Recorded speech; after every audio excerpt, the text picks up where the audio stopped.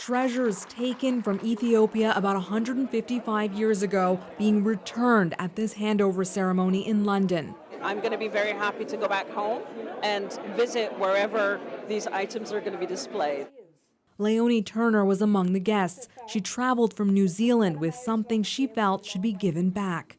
I just looked inside this one, expecting it to be empty.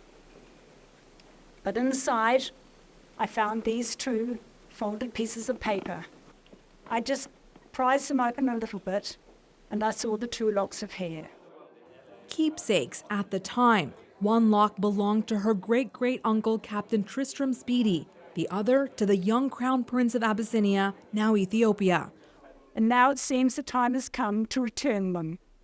But Prince Alamayu's journey starts with a letter from his father, Emperor Tedros, to Queen Victoria seeking a political alliance. Insulted when a reply did not come, the emperor took several Europeans prisoner, including the British consul.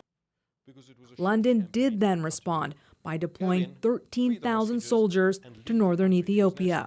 The mountain fortress at Magdala was pretty high up, and you see the imperial residence and the compound atop the fortress in flames. When British victory came, the emperor had taken his own life. Thousands of cultural and sacred artifacts were taken to England. The 7-year-old prince was too. He was under the protection, in a way, of Captain Speedy, who could speak Amharic, knew the boy, had known the emperor. Queen Victoria was fascinated by the boy. As a ward of the government, it was decided he would receive a formal education.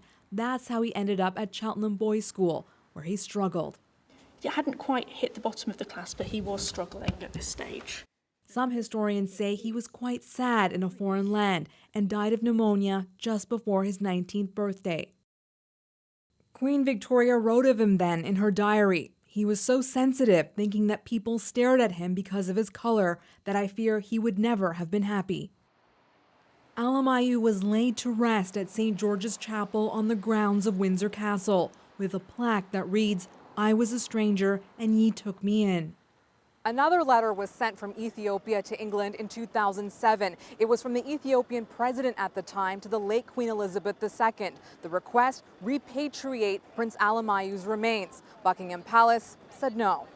The palace said there was considerable practical difficulties around his removal. I mean, as I understand it, the physical remains of the royals themselves, of the British royal family, have been moved in the past. There is a precedent for moving human bodies.